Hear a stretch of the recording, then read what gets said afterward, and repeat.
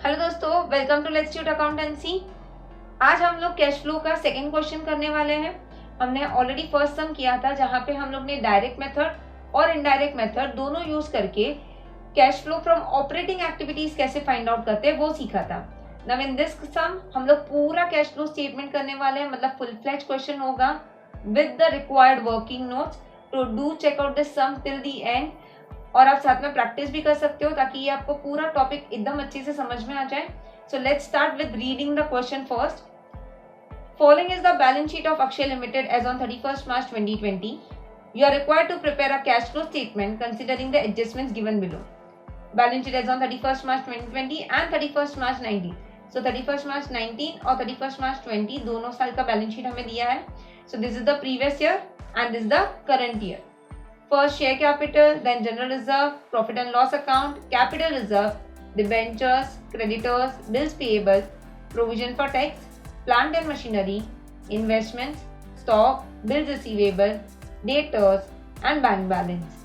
So when you read the question, read it very carefully ताकि आपको एक ही बार में ओवरऑल क्वेश्चन में क्या है या क्या एडजस्टमेंट्स दिए हैं, क्या इंफॉर्मेशन दी है, आपको वो सारे आइडिया आ जाए। ओके, सो ये अपना बैलेंस शीट दिया हुआ है प्रीवियस ईयर और करंट ईयर का। ये ध्यान रखना कि यहाँ पे ये फर्स्ट कॉलम प्रीवियस ईयर के फिगर्स है और सेकंड कॉलम जो है वो करंट ईयर का है। कभी कभी वो लोग इंटरचेंज भी कर देते हैं, like they give you the first column as current year and the second column as previous year. So वो थोड़ा ध्यान से, बिकॉज अगर वहां पे आपने मिस्टेक की तो आपका पूरा कैश फ्लो स्टेटमेंट गलत हो जाएगा। Now what are the additional information which is given? First, during the year investments worth ₹4,000 were sold at a price of ₹4250 and a new investment were purchased worth ₹9,000. So यहाँ पे sale of investment भी है और purchase of investment भी है। Second, net profit for the year was 31,000 after debiting depreciation of 35,000 on plant and machinery and ₹5,000 provision for tax. During the year, plant and machinery worth 5,000 was sold at ₹6,000 and profit on the same was credited to P&L account. So यहाँ पे again plant and machinery का भी sale है। During the year, dividend of ₹20,000 were paid. So ये चार additional information हमें दी है, हमें बैलेंस शीट दी है जिसके ऊपर से हमें पूरा कैश फ्लो स्टेटमेंट बनाना है।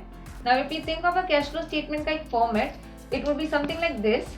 सबसे पहले तो कैश फ्लो स्टेटमेंट बनाया जाता है for the year. Okay, this is not like a balance sheet जो एक दिन का बनता है। ये आपको कैश फ्लो पूरे साल में क्या हुआ है वो बताता है, मतलब जहां से आपको इनफ्लो आया है और जहां पे आपका आउटफ्लो गया है वो पूरा आपको कैश फ्लो यहाँ से ये स्टेटमेंट से पता चलता है। So this is prepared for the year ended and this is classified into 3 activities जो हम लोग ने ऑलरेडी स्टडी किए हैं। So what would be that activities? First, operating, second, investing and third, financing activity. So हमें हमारी हर एक activity ये 3 हेड्स में क्लासिफाई करनी है, whether it is operating, whether it is investing और whether it is financing activity. So सबसे पहले तो जब भी आप कैश फ्लो स्टेटमेंट का फॉर्मेट बनाओगे, there would be 2 columns for the amount, inner column, outer column. This is your particulars. ये डेबिट क्रेडिट नहीं है तो गलती मत करना, this is just inner column and outer column. ये एक स्टेटमेंट है, ओके, कोई अकाउंट नहीं है। सो सबसे पहले हम लोग यहाँ पे फर्स्ट आता है आपका ऑपरेटिंग एक्टिविटी। सबसे पहले लिखते हैं cash flow from operating activities. So that is the first part, cash flow from operating activities. Next आ जाएगा cash flow from investing activity. Now approximately आपका 3/4 of the page या 1 पेज आपका ऑपरेटिंग के लिए चाहिए क्योंकि उसमें P&L के अंदर एडजस्टमेंट्स होते हैं, फिर उसमें वर्किंग कैपिटल चेंजेस होते हैं। So I am leaving this page and next page पे यहाँ पे आ जाएगा मेरा investing activity. So cash flow from investing activities. ये पहले ही हेडर्स लिख के रख दो ताकि जब भी हम लोग सम सॉल्व कर रहे हैं तो जो एक्टिविटी का होगा वहां पे जाके हम लोग को सिर्फ पोस्ट करना है। ये पहले ही हेडर्स लिख के रख दो ताकि जब भी हम लोग सम सॉल्व कर रहे हैं तो जहां पे जो आइटम होगा बस वो हेड के अंदर नीचे लिख देना है and leave some space. And third आ जाएगा cash flow from financing activity. जैसे जैसे आप प्रैक्टिस करोगे वैसे वैसे आपको आइडिया भी आते जाएगा कि कौन से सम के लिए कितनी जगह चाहिए, कौन से एडजस्टमेंट्स है, कौन सी आइटम्स है। सो यहाँ पे the most important part is you need to practice. सिर्फ देख के नहीं समझेगा। So you can practice with me या एक बार आप ये पूरा समझ लो, फिर आप वापस क्वेश्चन देख के वापस ये सम सॉल्व करने का ट्राई कर सकते हो, but you have to practice these sums. Okay, so ये तीनों अपने हेड्स हो गए। Now starting with the balance sheet first, सबसे पहले हमें दिया हुआ है यहाँ पे share capital. Now if you see share capital last year था 2,25,000 एंड करंट ईयर भी है ये 2,25,000।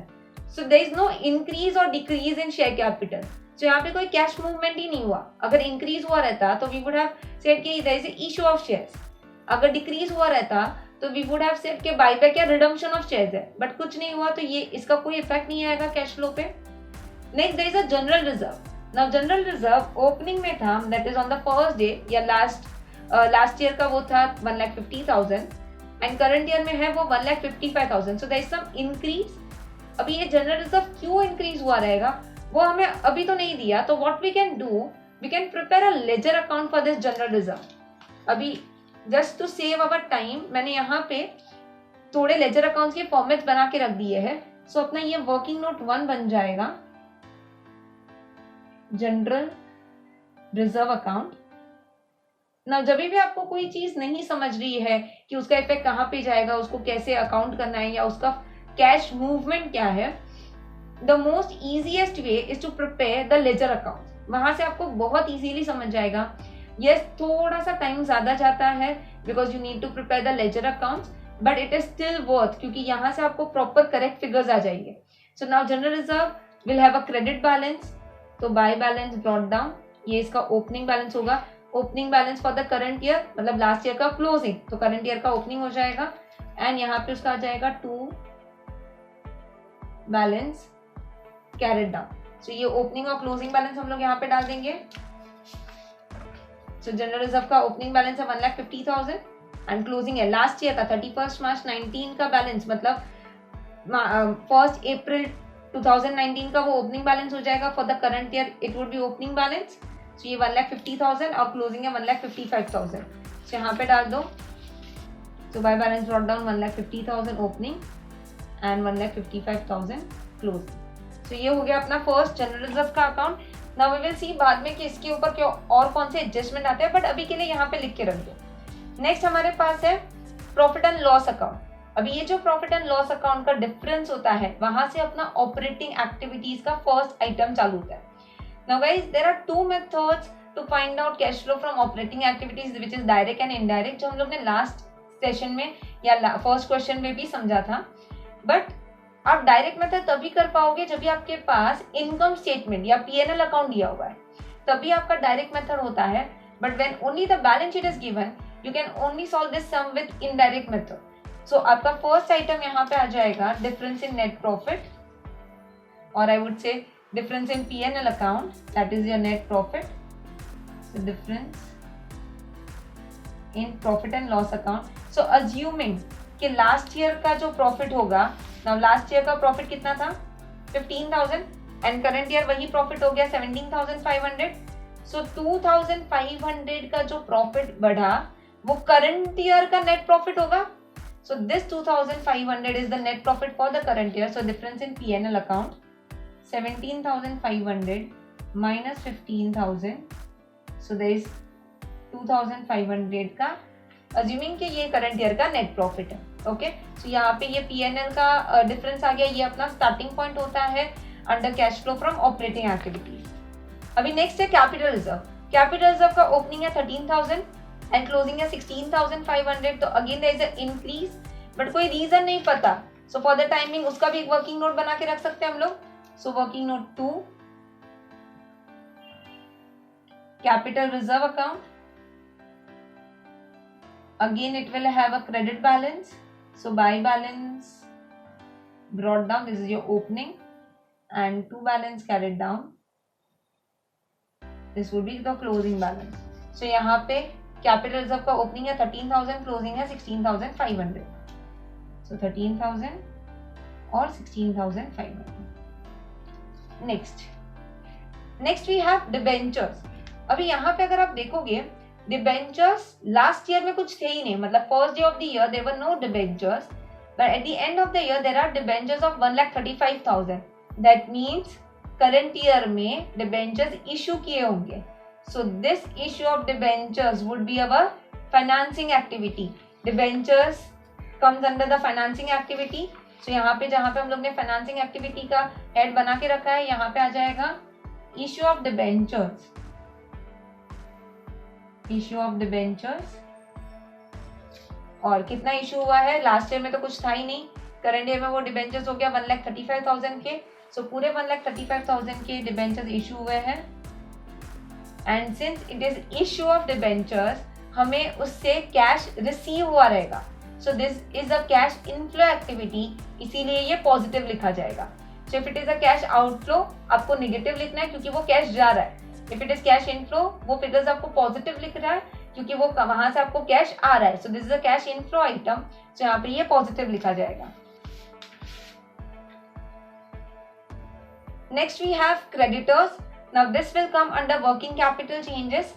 Bills payable under working capital changes. तो ये दोनों जब भी हम लोग वर्किंग कैपिटल चेंजेस करेंगे तभी ये कंसिडर करेंगे, या आप अभी भी कर सकते हो, बट ये मैं बाद में करवाती हूँ आप लोग को. एक साथ वर्किंग कैपिटल के जितने भी करंट एसेट्स है और करंट लायबिलिटीज का जो भी चेंजेस हो रहा है तो वो हम लोग एक साथ करेंगे.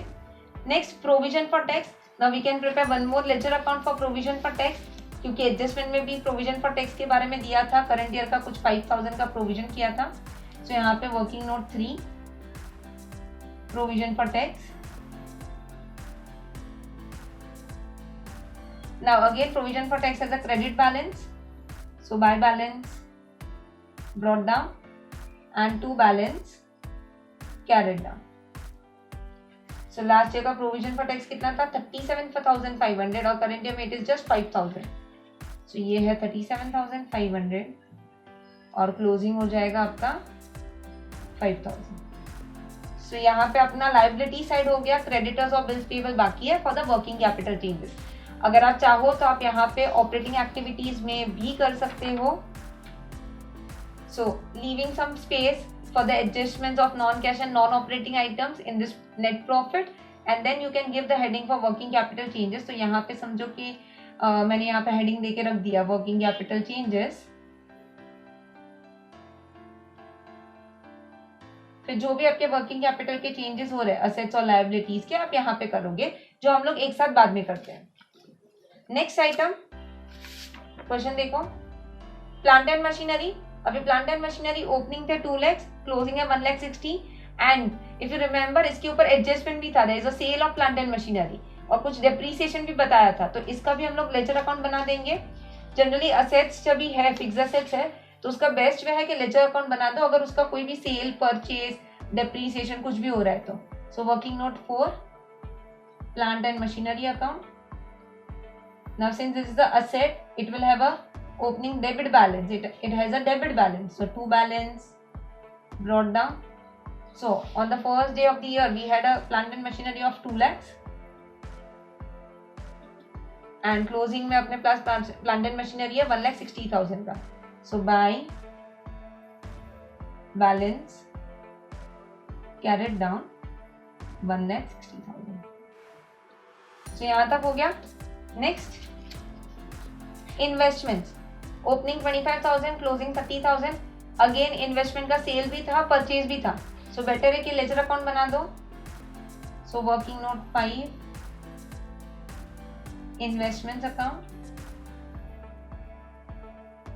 2 balance brought down. Again it has a debit balance. By balance carried down. So investment का कितना था? It is 25,000 and 30,000. So opening is 25,000, closing is 30,000. This is done. Next stock. Again this is the current asset, will come under working capital changes. Bills receivable working capital changes and debtors will also come under working capital changes. और जो अपना bank balance दिया हुआ है, this is an item of cash and cash equivalent, जो हम लोग सबसे लास्ट में लिखते हैं after we find out whether there is a net increase or decrease in cash by adding all the cash flows from operating, investing and financing activity. Okay, so ये last में आ जाएगा अपना opening and closing. So ये अभी एक pending रहेगा. Now what we can do, since we have all the current assets and current liabilities over here, हम लोग यहाँ पे वर्किंग कैपिटल चेंजेस कर सकते हैं ताकि अपना बैलेंस शीट का जितना भी आइटम्स था वो एक बार के लिए कंप्लीट हो जाए, and then we can move on to the additional items. So working capital changes में आपको एक एक आइटम का देखते जाना है कि उसका क्या हो रहा है। तो सबसे पहले अगर मैं लायबिलिटी से चालू करूं तो यहाँ पे क्रेडिटर्स है। नाउ बी केयरफुल, 31 मार्च 19 मतलब ये ओपनिंग है और ये क्लोजिंग है। सो यहाँ पे क्रेडिटर्स थे 45,000 के और अभी ये हो गया 37,500, मतलब there is a decrease in creditors. So यहाँ पे वर्किंग कैपिटल चेंजेस में I write decrease in creditors. अभी कितना डिक्रीज हुआ है, so it is 45,000 minus 37,500, so there is a decrease of 7,500। अगर ये डिक्रीज हो रहा है, यहाँ पे 7,500 का डिफरेंस है, whether it would be added और डिडक्टेड, मतलब ये कैश इनफ्लो हो जाएगा कि कैश आउटफ्लो। सो गाइस, अगर क्रेडिटर्स डिक्रीज हो रहे हैं मतलब हमने क्रेडिटर्स को पेमेंट कर दिया होगा। So since we have made the payment, this is a cash outflow item, यहाँ पे ये नेगेटिव चला जाएगा। ओके ये वर्किंग कैपिटल चेंजेस का हम लोग ने फर्स्ट क्वेश्चन में भी देखा था और हमने हमारे एक्सप्लेनेटरी वीडियोस में भी ये पूरा एक्सप्लेन किया हुआ है कि कभी ऐड करना है कभी लेस करना है। So if you are still confuse you can watch out that videos, and अगर कोई भी डाउट है तो आप हमें पूछ सकते हो। Next we have bills payable. Again there is a decrease in bills payable, so 39,000 minus 29,500, so decrease हो रहा है 9,500 का। सो बिल्स पेएबल डिक्रीज हो गया मतलब हम लोग ने उसका भी पेमेंट कर दिया होगा। सो डिक्रीज इन बिल्स पेएबल, ये दोनों हमारी लायबिलिटी है और लायबिलिटी डिक्रीज हो रही है मतलब हमने उसका पेमेंट कर दिया होगा, इसीलिए लायबिलिटी कम हो गई। So that would be cash outflow 9,500 in brackets. Next provision for tax का तो हम लोग ने अलग से अकाउंट किया है, तो वो आपका वर्किंग कैपिटल चेंजेस में नहीं आएगा, वो इनकम टैक्स का अलग से अकाउंटिंग होता है। यहाँ पे नेक्स्ट है स्टॉक। अभी स्टॉक थे 1 लाख के और वो डिक्रीज हो गए 97,500, so this would B 1 lakh minus 97,500, 2,500 का डिक्रीज हुआ है। So again I will write over here decrease in stock 2,500। अभी ये ऐड होगा कि लेस होगा, whether this would be added or deducted. So guys, अगर आपका स्टॉक डिक्रीज हो रहा है मतलब स्टॉक का सेल हुआ रहेगा, इन्वेंट्री सेल हुआ रहेगा, and since it would have been sold तो यहाँ पे आपको कैश इनफ्लो हुआ रहेगा, इसीलिए ये पॉजिटिव फिगर आएगा, यहाँ पे ये ऐड हो जाएगा। This would not be subtracted, this would be added, क्योंकि अगर करंट एसेट कम हो रहे हैं, मेरा स्टॉक कम हो रहा है मतलब मेरा स्टॉक या इन्वेंट्री सेल हुआ रहेगा जहां से मुझे कैश इनफ्लो आया होगा, so this would be a positive item. Next bills receivable, bills receivable decrease हो रहा है, सो डिक्रीज इन बिल्स रिसीवेबल। सो अभी यहाँ पे डिक्रीज कितना हो रहा है 20,000 माइनस 7,500, सो यार अपना 12,500। अगेन बिल्स रिसीवेबल डिक्रीज हो गया मतलब हमें उसका पेमेंट आ गया होगा, जो हमारे बिल्स रिसीवेबल का पेमेंट लेना था हमें 20,000 का, उसमें से अभी सिर्फ 7,500 बचा है, मतलब हमें पेमेंट आ गया है, बिल्स रिसीवेबल रिसीव हो गया है payment. So since this is a cash inflow item, ये यहाँ पे पॉजिटिव आ जाएगा। And last we have debtors. So debtors यहाँ पे देखो, डेटर्स इंक्रीज हो गए, 1 लाख का ये सीधा हो गया 2,27,500, मतलब 1,27,500 का ये इंक्रीज हो गया। So increase in debtors 1,27,500। अभी देखो अगर डिक्रीज इन करंट असेट आपका ऐड हो रहा है तो increase in current asset deduct हो जाएगा, और आप ये से भी सोच सकते हो कि डेटर्स से आपका पेमेंट नहीं आ रहा है, इनडायरेक्टली आपका वो कैश ब्लॉक हो रहा है वहां पे, so this is a cash outflow item, so यहाँ पे ये लेस हो जाएगा।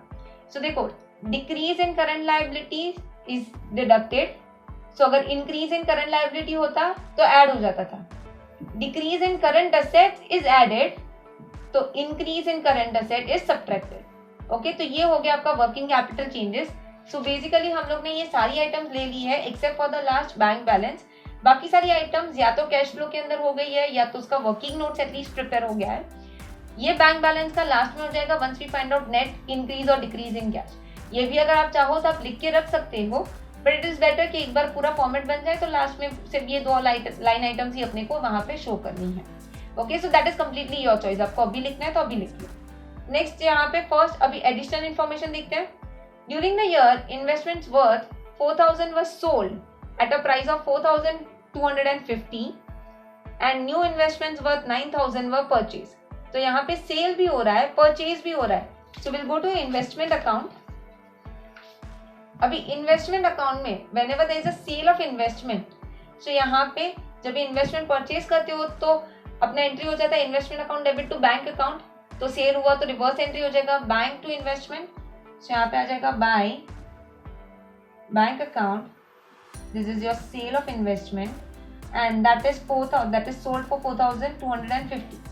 बट पीपल अभी यहाँ पे ध्यान दो, ये इन्वेस्टमेंट का कॉस्ट या बुक वैल्यू कितना था, इट इज 4000 और ये हमने सेल किया 4250 में, मतलब यहाँ हमें 250 का प्रॉफिट हुआ।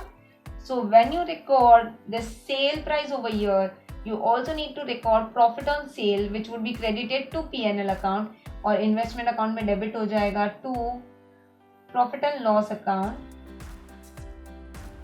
This is profit on sale which is 250. So देखो कैसे हो जाता है कि ये जो 25,000 है यहाँ पे 25,000 है, उसमें से सिर्फ 4,000 का इन्वेस्टमेंट बेचा है हमने और वो बेचा है हम लोग ने 4250, बट वो इन्वेस्टमेंट का कॉस्ट कितना था, सिर्फ 4000। तो यहाँ से सिर्फ 4000 डिडक्ट होना चाहिए, बट हम हमेशा सेलिंग प्राइस पे एंट्री रिकॉर्ड करते हैं कि हमने सेल कितने में किया। तो वो 4250 में सेल किया तो जो 250 प्रॉफिट हुआ वो यहाँ पे डेबिट हो गया। तो देखो इसका नेट इफेक्ट यहाँ पे क्या हो गया, 4250 माइनस 250, वो नेट 4000 का ही इफेक्ट हो गया। बट हमें ये सेल प्राइस पे ही रिकॉर्ड करना है और उस पर जो भी प्रॉफिट है वो आपका जाएगा प्रॉफिट एंड लॉस अकाउंट में। And again there is a purchase of investment also. So यहाँ पे अगर हम लोग देखेंगे new investments worth ₹9,000 were purchase during the year. So investment purchase का एंट्री तो is very simple, investment account debit to bank account. So यहाँ पे आ जाएगा to bank account, this is purchase and we have purchase for 9,000। Okay, so ये आपका investment account हो गया। एक बार हम लोग चेक कर सकते हैं कि क्या ये टैली हो रहा है, अगर नहीं हो रहा है तो और कोई हिडन एडजस्टमेंट्स है इसके रिलेटेड। सो यहाँ पे 25,000 ओपनिंग था plus 250 plus 900, so plus 250 plus 9,000 not 900 minus 4,250। सो देखो क्लोजिंग आ गया 30,000। सो यहाँ पे अपना ये 30,000 ही आ रहा है, मतलब हमारा अकाउंट यहाँ पे टैली हो रहा है। सो टैली हो जाएगा ये 30,000 प्लस 4250 इज 34,250, 34,250। ओके, सो ये हो गया आपका इन्वेस्टमेंट का अकाउंट। बट इसका इफेक्ट्स तो देना है आपको कैश फ्लो में। सो इफेक्ट्स कैसे जाएगा, now just for your reference मैं यहाँ पे इफेक्ट्स मार्क कर रही हूँ, बट आपको एग्जाम में इफेक्ट्स मार्क नहीं करने हैं। Don't mark the effects in your solution. Okay, सिर्फ आपके रेफरेंस के लिए यहाँ पे मैं मार्क कर रही हूँ। तो सबसे पहले यहाँ पे आपका जो इन्वेस्टमेंट सेल हुआ है, this will come under investing activity. So यहाँ पे मैं मार्क कर सकती हूँ, ये जाएगा आपका इन्वेस्टिंग एक्टिविटी में, और क्योंकि ये सेल है तो दिस इज इन्फ्लो आइटम, तो ये इन्वेस्टिंग एक्टिविटी में ऐड हो जाएगा। ओके, नब यहाँ पे जो इन्वेस्टमेंट आपने परचेज किया, तो गाइस वन मोर थिंग, जब भी आप सेल का एंट्री रिकॉर्ड करोगे आप 4,250 पे ही रिकॉर्ड करोगे, क्योंकि एक्चुअली इतना ही कैश इनफ्लो हुआ है, तो जितना कैश आया वही आपको दिखाना है। सो ये पूरा 4250 आपका इन्वेस्टिंग एक्टिविटी में ऐड हो जाएगा, मतलब कैश इनफ्लो आइटम हो जाएगा। एंड जो हमने परचेज किया तो वो आपका again investments come in under investing activity only, पर ये इन्वेस्टिंग एक्टिविटी से लेस हो जाएगा, क्योंकि परचेज हो रहा है मतलब आउटफ्लो हो रहा है कैश, तो ये नेगेटिव आइटम आ जाएगा।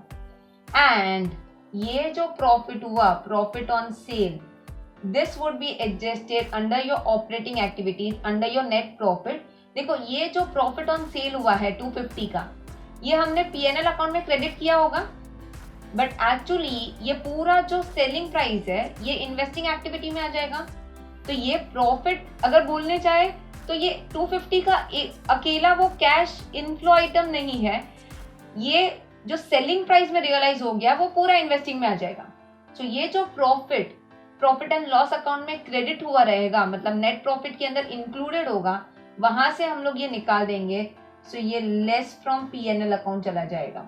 सो जहां पे हम लोग ने ऑपरेटिंग एक्टिविटीज में नेट प्रॉफिट लिखा है डिफरेंस इन P&L अकाउंट, वहां से ये प्रॉफिट लेस हो जाएगा। समझ में आ रहा है?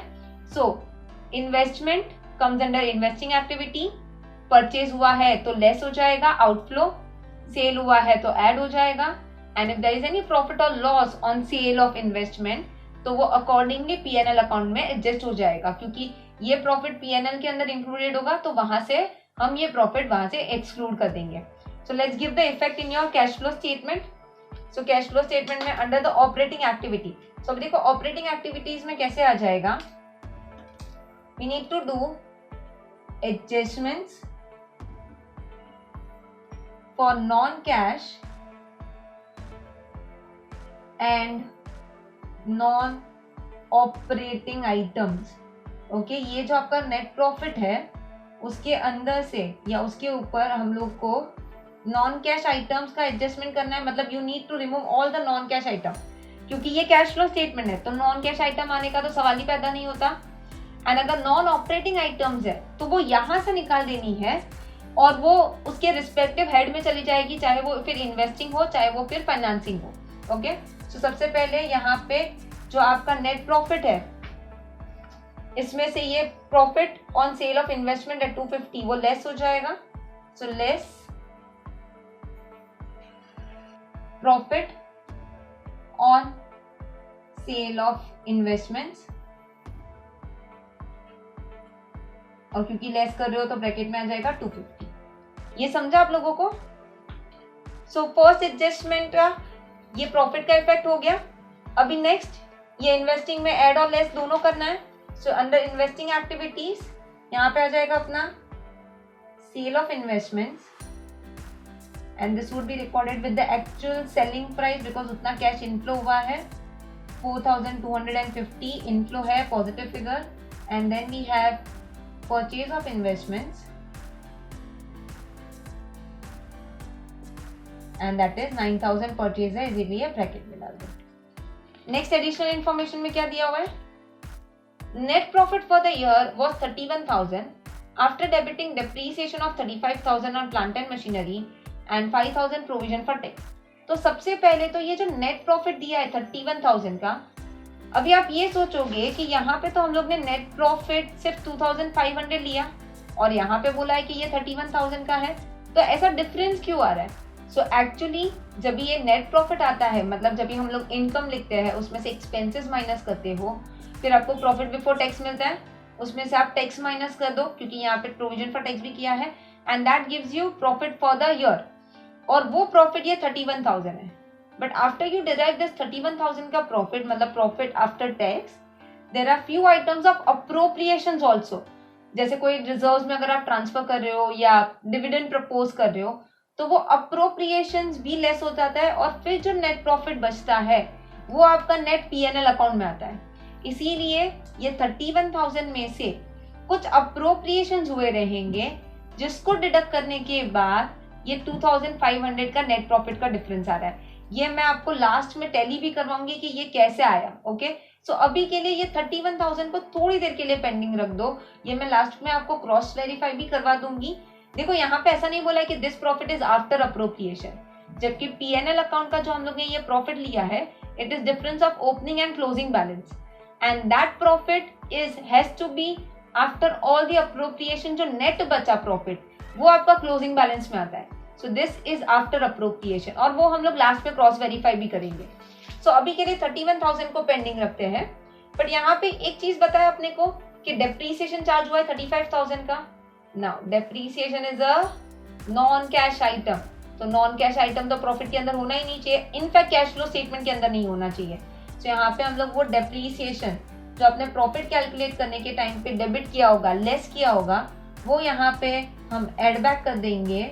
So adding back the non cash expense, so depreciation on plant and machinery and ये ऐड बैक कर दो 35,000।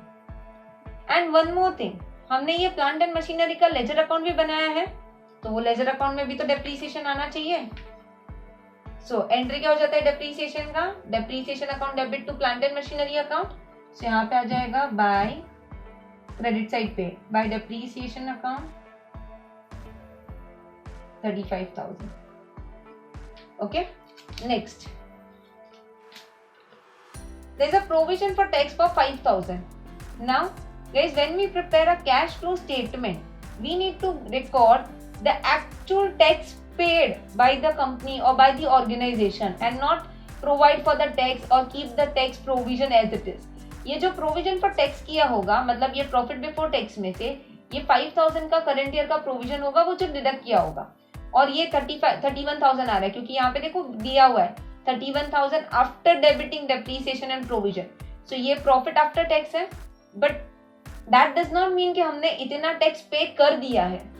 सो ये सिर्फ करंट ईयर का प्रोविजन है जो हम लोग प्रोविजन फॉर टैक्स अकाउंट में डालेंगे। देखो यहाँ पे कैसे डालना है, ये प्रोविजन फॉर टैक्स अकाउंट है, यहाँ पे आपके पास ओपनिंग बैलेंस है लास्ट ईयर का, क्लोजिंग बैलेंस है, अब यहाँ पे करंट ईयर का आ जाएगा। द एंट्री वुड बी, यहाँ पे आ जाएगा by profit and loss account, this is current year का प्रोविजन विच इज 5,000। ये यहाँ पे आ गया P&L account debit to provision for tax account. So यहाँ पे प्रोविजन फॉर टैक्स अकाउंट में क्रेडिट हो गया 5,000।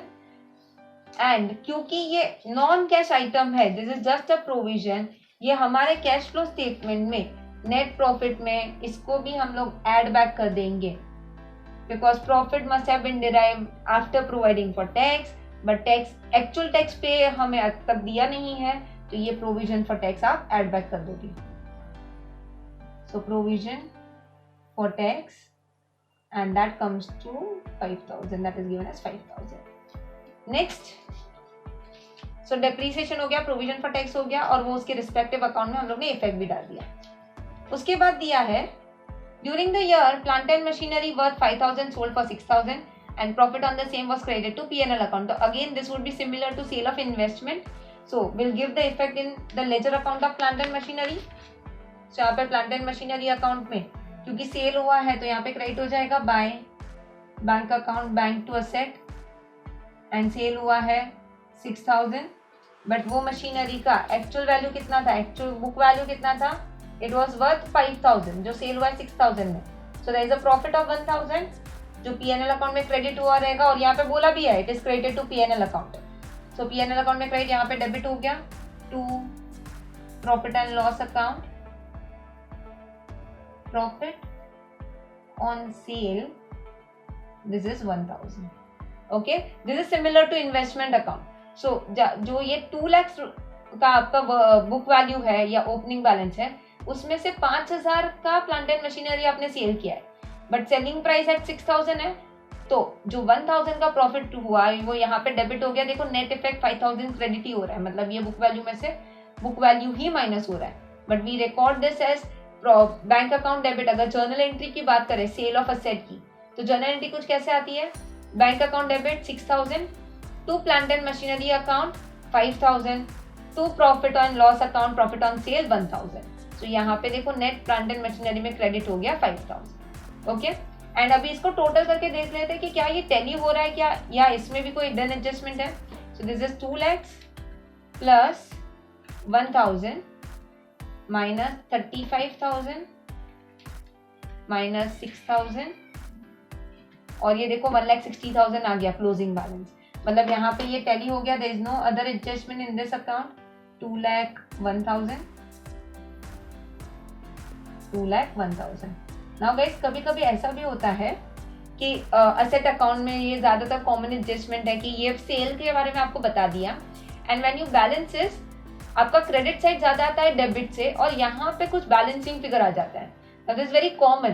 देखो प्लांट एंड मशीनरी या कोई भी फिक्स्ड एसेट्स की बात करूं तो it can never have a credit balance, asset का क्रेडिट बैलेंस तो हो ही नहीं सकता, तो डेबिट से ज्यादा क्रेडिट कभी बढ़ गया, यहाँ पे बैलेंस है और यहाँ पे कम है, और यहाँ पे अगर आपको बैलेंसिंग फिगर आया, that denotes that there must be some purchase of asset during the year, और वो एक तरीके का आपका हिडन एडजस्टमेंट हो सकता है कि there is some purchase of plant and machinery और purchase of fixed asset, but यहाँ पे क्योंकि टैली हो गया मतलब यहाँ पे और कोई परचेज नहीं है। तो ये ध्यान रखो कि आपका अकाउंट टैली हो रहा है नहीं हो रहा है। अगर टैली नहीं हो रहा है, जैसे समझो आपको डेप्रीसिएशन नहीं दिया होता, सिर्फ इतने फिगर दिए होते ओपनिंग क्लोजिंग और सेल, तो यहाँ पे क्रेडिट साइड पे बैलेंस में सेल तो ऑलरेडी हो गया है, तो balancing figure would have been depreciation, तो वैसे आपको डेप्रीसिएशन भी शायद बैलेंसिंग फिगर मिल सके। ओके ये जैसे जैसे मैंने पहले बोला कि आप जैसे जैसे प्रैक्टिस करोगे, जैसे कुछ सम सॉल्व कर लोगे, आपको ऑटोमेटिक समझ में आ जाएगा। तो ये डेप्रीसिएशन का तो ऑलरेडी हम लोग ने इफेक्ट दिया है, अभी ये सेल का करना है। सो डेप्रीसिएशन का देखो हम लोग ने ऑलरेडी इफेक्ट दे दिया था, ये हमने पीएनएल अकाउंट में ऐड कर दिया था, ऐड बैक कर दिया था because it is a non cash item. So non cash expense को पीएनएल अकाउंट में ऐड कर दिया था। ये जो सेल हुआ अगेन प्लांट एंड मशीनरी और fixed asset is a investing item, तो इन्वेस्टिंग एक्टिविटी में ये ऐड हो जाएगा बिकॉज सेल है तो इनफ्लो है। और ये प्रॉफिट सिमिलर टू इन्वेस्टमेंट, ये आपका नेट प्रॉफिट के अंदर एडेड होगा, क्रेडिटेड होगा, तो वहां से हमें निकालना है, तो this would be less from PNL account. तो ये हम लोग पीएनएल अकाउंट से लेस कर देंगे क्योंकि ये प्रॉफिट अगर बोलने चाहो तो ये 6000 के अंदर सेलिंग प्राइस के अंदर आपका प्रॉफिट इंक्लूडेड है। This is a cash movement या कैश फ्लो आइटम, ये एक्चुअली नॉन कैश जैसा हो गया, या ऐसा भी आप सोच सकते हो कि ये तो इन्वेस्टिंग का पार्ट है और इन्वेस्टिंग के अंदर ऑलरेडी इंक्लूड हो गया, तो ये प्रॉफिट जो सिर्फ पीएनएल के अंदर क्रेडिट हुआ है वो वहां से आप हटा दोगे। सो इसका इफेक्ट डाल देते हैं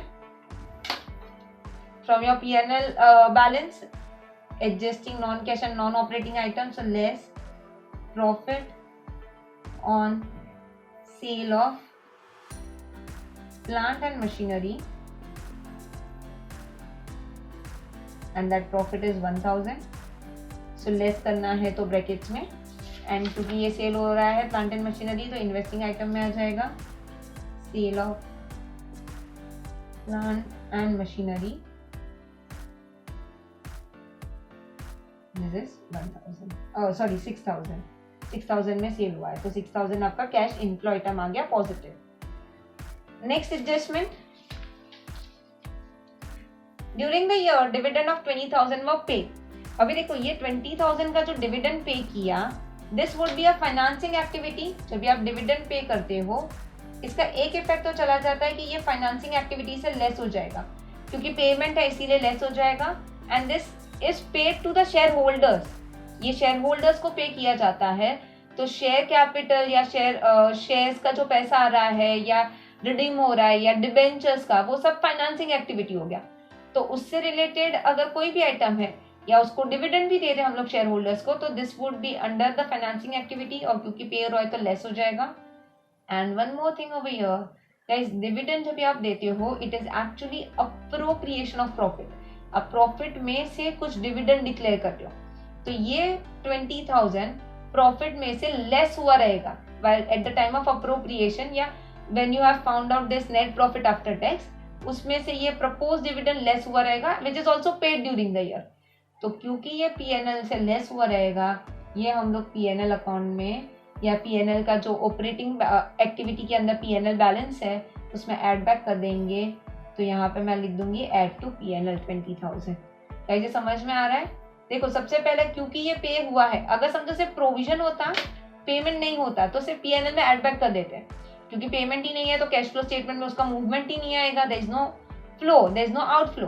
but since it is paid also, तो पहले तो क्योंकि ये प्रॉफिट में से पे किया है तो प्रॉफिट में ऐड बैक कर दो, एंड जहां पे वो फाइनेंसिंग एक्टिविटी है वहां से लेस कर दो।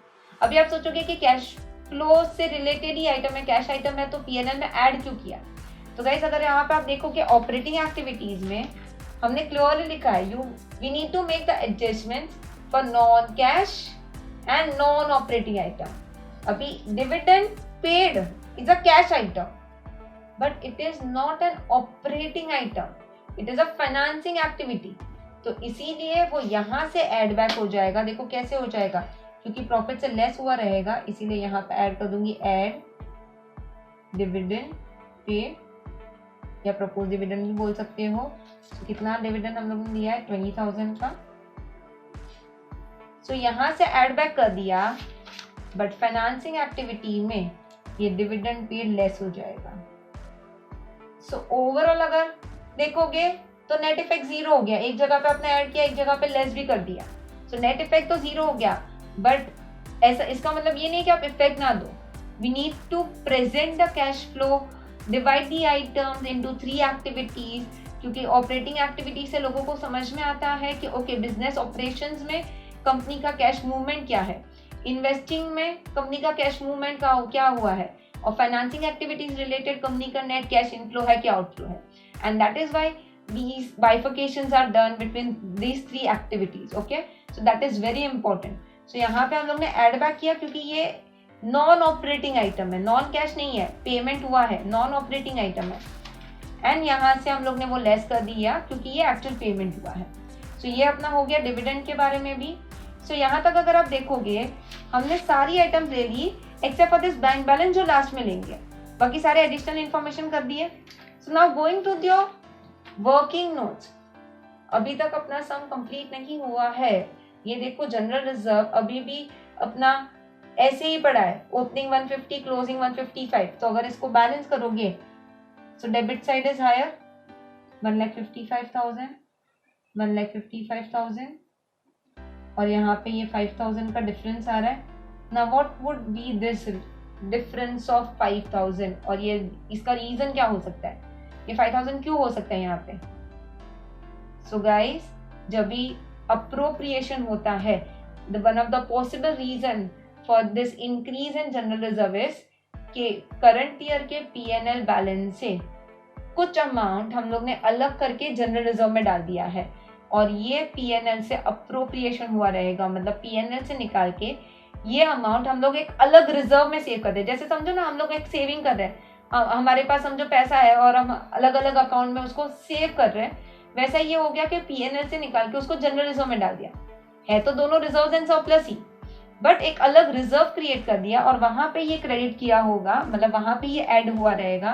तो यहाँ पे मैं लिख दूंगी bye profit and loss account, ये करंट ईयर में ट्रांसफर किया होगा. देखो और कोई रीजन दिया नहीं है, ना कोई रिडम्पशन है, ना कोई इश्यू है कि उसके रिलेटेड कोई इफेक्ट आए. जनरली इशू के टाइम पे तो सिक्योरिटीज प्रीमियम आता है, रिडम्पशन हो और सीआरआर कुछ क्रिएट किया हो करना हो तो जनरल रिजर्व कम होता है इनफैक्ट. तो यहाँ पे ये पॉसिबल रीजन यही हो सकता है कि करंट ईयर के पीएनएल से इसका अप्रोप्रिएशन हुआ रहे.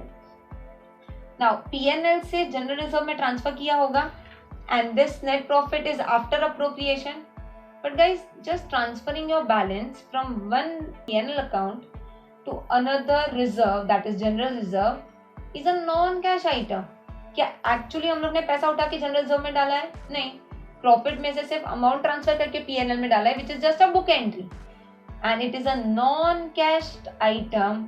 So यहाँ पे क्योंकि वो पीएनएल से लेस हुआ रहेगा, हम लोग यहाँ पे एड बैक कर देंगे, add transfer to general reserve and that is 5,000. ये यहाँ पे ऐड बैक हो गया. ये समझ में आ रहा है, प्रॉफिट में से ये लेस हुआ रहेगा इसीलिए हम लोग ने ऐड बैक कर दिया. Same way for capital reserve.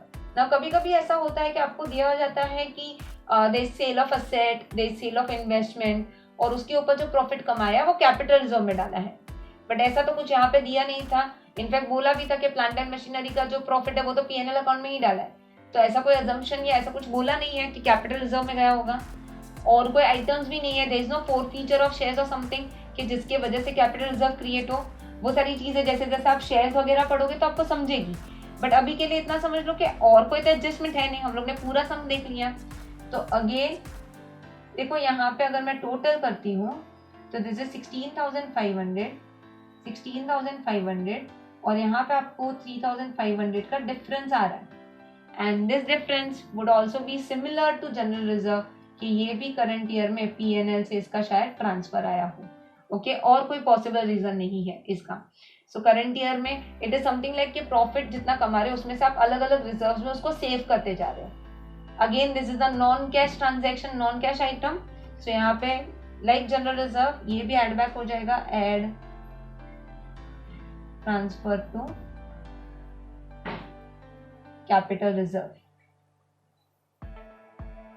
Which is 3,500. तो ये हो गया अपना. Now just check your working notes. देखो हम लोग ने बैलेंस शीट और एडिशनल इंफॉर्मेशन तो पूरा कर लिया है. तो general reserve done, capital reserve done. Coming to provision for tax. अभी प्रोविजन फॉर टैक्स टोटल करो कितना आ रहा है, सो 37,500 plus 5,000, that is 42,500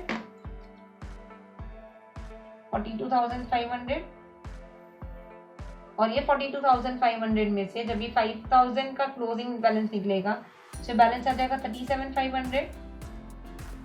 this tax must have been paid during the year, so to bank account. Guys देखो क्या हो रहा है, अभी ये अकाउंट को अगर एनालाइज करें या उसको समझे तो ओपनिंग में मतलब लास्ट ईयर का प्रोविजन फॉर टैक्स था 37,500 जो हमने करंट ईयर में पे किया होगा, एंड करंट ईयर का प्रोविजन है 5,000 जो ईयर एंड में कैरी फॉरवर्ड हो रहा है, मतलब अभी तक वो प्रोविजन है जो प्रोबेबली नेक्स्ट ईयर में शायद पे होगा. सो ये जो टैक्स हम लोग ने पे किया, this tax payment entry will come under operating activity because tax हम लोग पे करते हैं on the profits we earn from the business operations I would say. तो इसीलिए ये जो इनकम टैक्स पे हुआ है वो यहाँ से लेस हो जाएगा आपकी ऑपरेटिंग एक्टिविटीज में. सो यहाँ पे हम लिख सकते हैं less income tax paid and that is अपना आ रहा था 37,500 क्योंकि पेमेंट है आउटफ्लो है तो negative. Okay, so income tax payment भी आ गया यहाँ पे. तो देखो हम लोग ने क्या किया, यहाँ पे प्रॉफिट में ये provision for tax add back किया क्योंकि वो नॉन कैश है, और जब ये एक्चुअल टैक्स पेमेंट हुआ तो वो यहाँ से लेस कर दिया, लेस इनकम टैक्स पेड 37,500. ये समझ में आया. सो अगर सिर्फ प्रोविजन है उसको ऐड बैक कर दो, जब ये एक्चुअल पेमेंट हो रहा है तो उसका इफेक्ट कैश फ्लो स्टेटमेंट में आ जाएगा. सो ये अपना प्रोविजन फॉर टैक्स भी हो गया. Coming to the next account, plant and machinery already close हो चुका है, इन्वेस्टमेंट ऑलरेडी क्लोज हो चुका है. सो अपने जितने भी वर्किंग नोट्स थे are all done. So now the last thing which is remaining is totaling our cash flow and will see कि अपना वो प्रॉपर टैली हो रहा है कि नहीं हो रहा है. तो अभी क्या करना है, पहले तो इसका टोटल करो, यहाँ पे ये आउटर कॉलम में लेके आओ. तो देखो अपना ऑपरेटिंग एक्टिविटीज में ही ऑलमोस्ट पूरा साइड अपने को एक साइड लग गया क्योंकि ज्यादातर एडजस्टमेंट इसके अंदर ही होते हैं. So in exams also you can leave one side one page and next page पे इन्वेस्टिंग और फाइनेंसिंग लिखो, हाँ, unless the question is very small. So ये यहाँ पे पहले इसका टोटल कर दियो, -250 plus 35,000 plus 5,000 plus -1,000 plus 20,000 plus 5,000 plus 3,500. So ये आ रहा है 67,250 और ये पॉजिटिव आ रहा है अपना 67,250 प्लस यहाँ पे ये 2,500 हो जाएगा. सो ये 69,000, ये यहाँ पे थोड़ा सा ऊपर लिख रही हूँ 69,750. Okay, this is known as operating profit before working capital changes. आप यहाँ पे लिख भी सकते हो operating profit before working capital changes. अभी वर्किंग कैपिटल चेंजेस देखो कितना हो रहा है. सो ये माइनस है तो माइनस करके 7,500, फिर वापस माइनस 9,500, फिर ऐड 2,500, ऐड 12,500 एंड माइनस 1,27,500. सो ये देखो ये नेगेटिव आ रहा है अपना 1,29,500. सो यहाँ पे 1,29,500. अभी ये दोनों का टोटलिंग करो, ये 69,750 और 1,29,500, तो -129,500 तो है ही, उसमें ये पॉजिटिव ऐड कर दो, ऐड 69,750. तो ये हमें जो मिल गया which is 59,750.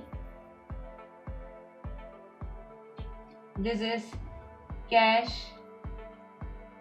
Generated from operations. ये कैश जनरेटेड फ्रॉम ऑपरेशंस हो गया. अभी अगर आप डायरेक्ट मेथड से करते तो भी आपको यही आता था. अभी समझो कि आपको क्वेश्चन में पीएनएल अकाउंट दिया होता और अगर आप डायरेक्ट मेथड से करोगे तो या इनडायरेक्ट मेथड से जैसे हम लोग ने किया वैसे करोगे, cash generated from operation same ही आता है. whichever method you follow that we already have studied and checked in our question number 1. okay, अभी 59,750 जो आपका नेगेटिव आ गया है इसको ब्रैकेट में डाल दोगे, माइनस उसमें से ये माइनस ही हो रहा है तो -37,500. सो अपना ये आ गया नेट 97,250. सो ये जो अपना नेट आ गया, इसको हम लोग बोल सकते हैं net cash flow from operating activities. Okay, this is net cash flow from operating activities 97,250. Similarly, investing और financing पर भी करो। So इसका देखो कितना आ रहा है 4,250 minus 9,000 plus 6,000 आ रहा है 1,250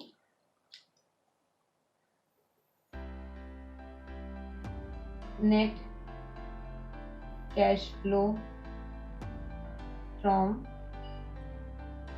investing activities। तो ये आ गया इन्वेस्टिंग एक्टिविटीज का। एंड लास्टली फाइनेंसिंग एक्टिविटीज में 1,35,000 माइनस 20,000 जो डिविडेंड पे किया था, so 1,15,000 आ रहा है।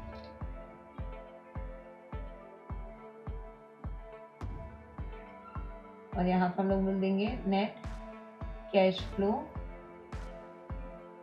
From financing activities.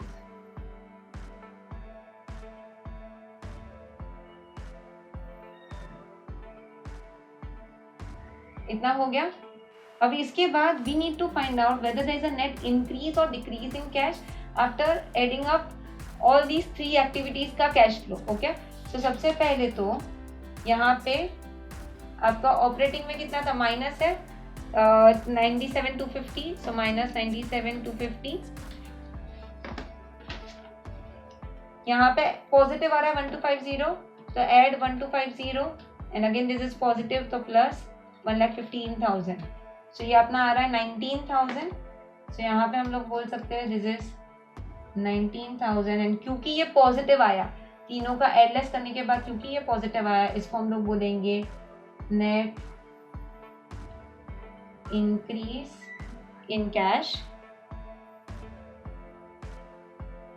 So this is net increase in cash from all 3 activities. So यहाँ पे अगर चाहे तो हम लोग ऐसे भी बोल सकते हैं 1 + 2 + 3 दिस ऑल 3 एक्टिविटीज। यहाँ पे ये थर्ड एक्टिविटी था, ये सेकेंड, और ये cash flow from operating fourth. Okay, so ये तीनों का नेट इंक्रीज इन कैश हो रहा है 19,000, to which now we add opening cash and cash equivalent. Okay guys, अभी इसके अंदर कैश एंड कैश इक्विवेलेंट में जो भी आइटम्स होती है, जैसे कैश है, बैंक बैलेंस है, शॉर्ट टर्म लिक्विड इन्वेस्टमेंट्स है, जो हम लोग ने फर्स्ट सेशन में सीखा है कि कैश और कैश इक्विवेलेंट में, कैश इक्विवेलेंट मतलब कैश जैसा ही जो होता है, उसमें क्या क्या आता है, that we already have discussed in first session. तो वो सारे आइटम्स यहाँ पे उसका टोटल ले लो। इन क्वेश्चन अपने पास तो सिर्फ एक ही था, वो bank balance. So bank balance opening कितना है, देखो 79,500। यहाँ पे हम लिख देंगे at 79,500 and that should give us closing cash and cash equivalent. So यहाँ पे देखो 19,000 प्लस 79,500, देखो कितना आ गया 98,500 and this you can cross verify with the closing bank balance 98,500। तो जो जितना यहाँ पे क्लोजिंग दिख रहा है उतना ही अपना यहाँ पे भी क्लोजिंग आ गया। So is this clear guys, is this clear to you all? अगर बेसिकली देखने जाओ तो यहाँ पे हम लोग ने पूरा कैश फ्लो स्टेटमेंट बनाया है with the indirect method, difference in P&L लेके, adjustment for non cash non operating item, working capital changes किया, इनकम टैक्स लेस किया, इनकम टैक्स जितना पे किया है, नेट ऑपरेटिंग एक्टिविटीज का निकाला, इन्वेस्टिंग फाइनेंसिंग किया, और उसके रिलेटेड जो भी हमें वर्किंग नोट्स की रिक्वायरमेंट थी वो सारे वर्किंग नोट्स हम लोग ने बनाए। इफ यू कैन सी, देखो ये बहुत इजी हो गया जब ये अपने पास वर्किंग नोट है, सीधा यहाँ पे दिख जाता है कि ये डिफरेंस है, ये बड़ा है कम हुआ है, ये बड़ा है या कम हुआ है, इस पे क्या डिफरेंस आ रहा है। So this way this ledger accounts are very helpful to solve these sums. Okay अगर आप कभी प्रैक्टिकली भी कर रहे हो तो आप ये सोच सकते हो कि अकाउंटिंग ट्रीटमेंट कैसे होगा, and that way you can find out कि क्या डिफरेंस आएगा, क्या मूवमेंट होगा, इनफ्लो होगा, आउटफ्लो होगा, कौन से एक्टिविटी के अंदर वो क्लासीफाई होगा। बट उसके लिए आपका बेसिक क्लियर होना बहुत जरूरी है। ना one more thing over here कि एक मैंने आपको बोला था कि ये जो नेट प्रॉफिट का हम लोग ने छोड़ दिया था कि ये 31,000 है, हम लोग ने तो 2,500 लिया, तो ये कैसे आया? तो लेट्स सी। देखो यहाँ पे ना मैं एक प्रॉफिट एंड लॉस अकाउंट बना रही हूँ। Now you can prepare this as a working note if required, but अगर आपको नहीं भी बनाना तो आप नहीं भी बना सकते हो क्योंकि इसकी जरूरत नहीं है। तो मैं यहाँ पे लिख रही हूँ just for reference. Okay this is for reference, not necessary कि आपको ये बनाना ही बनाना है। Now in this P&L account, see I have an opening balance of 15,000 and closing balance of 17,500. So just like your general reserve and capital reserve, opening closing post कर देते हैं। By balance brought down 15,000 to balance carried down 17,500. Okay ये opening और closing आ गया।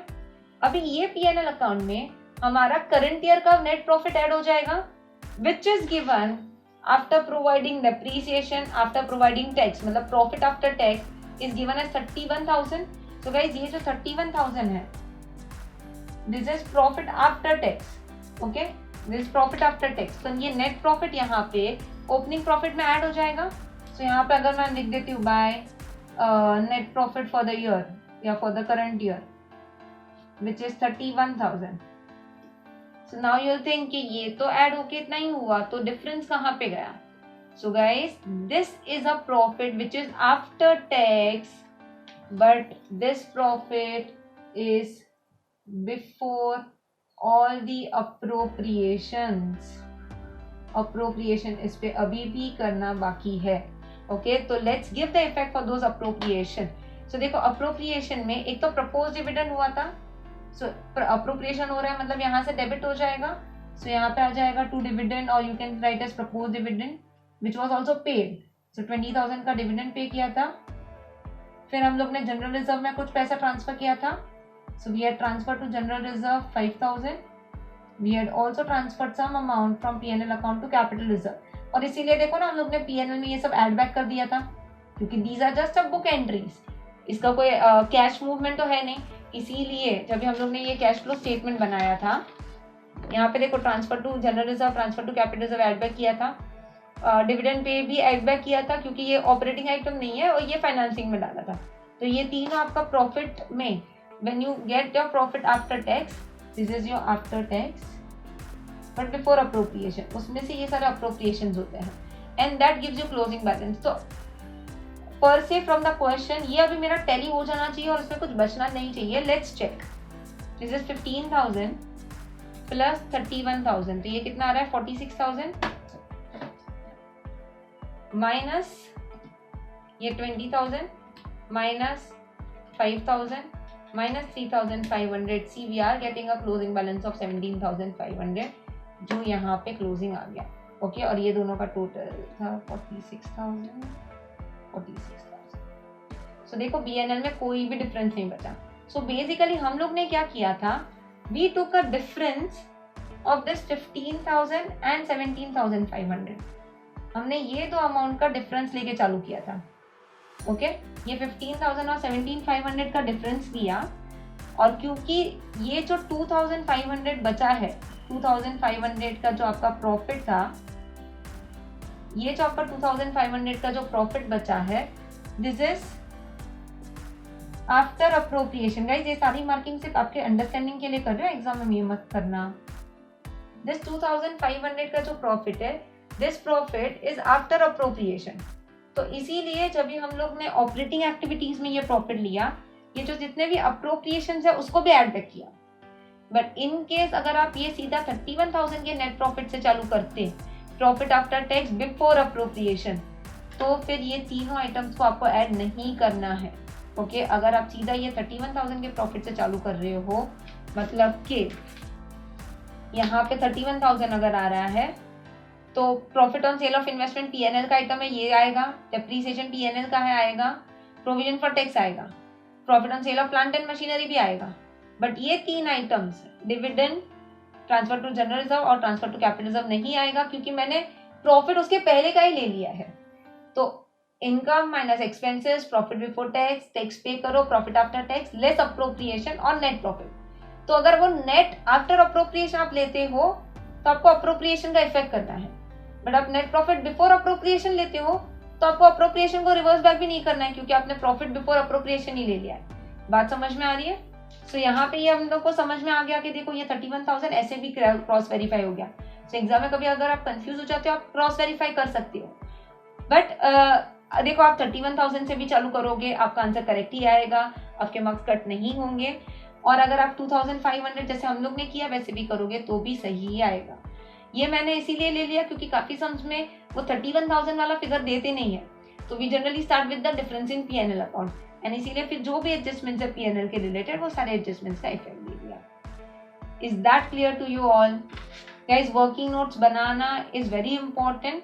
आपको solve करने के लिए भी हेल्प होगा, प्लस उसका मार्क्स भी रहता है। तो ऐसा नहीं कि आपने ओरली कर दिया और हो गया। सो अगर आप एग्जाम अपियर कर रहे हो, आपको वर्किंग नोट्स प्रॉपरली बनाना है। In case you don't have time, आप पहले फटाफट टी फॉर्मेट बना के रख दो। टी फॉर्मेट बनाओ, 2 अमाउंट का कॉलम बना दो। चाहिए तो ये पर्टिकुलर्स का हेडिंग लिखने के लिए मत बैठो if you don't have time. Guys, presentation के लिए it should have been written, but अगर नहीं टाइम है तो सोल्यूशन ज्यादा इंपॉर्टेंट है। सो मेक श्योर कि आप पहले सॉल्व कर रहे हो सब।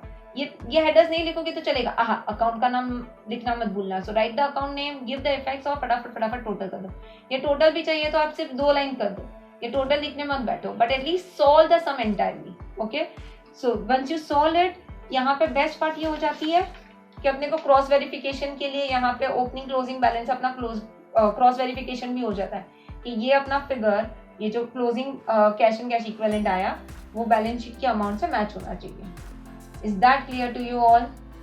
गाइज, आई होप आपको ये पूरा समझा है। सेकेंड क्वेश्चन, आगे वाले सम्स में हम लोग और भी अलग अलग तरीके के एडजस्टमेंट्स देखने जाएंगे, थोड़ा सा डिफिकल्ट एडजस्टमेंट्स भी कवर करते जाएंगे, plus we will solve the sum based on the balance sheet and P&L given as per schedule 3 format.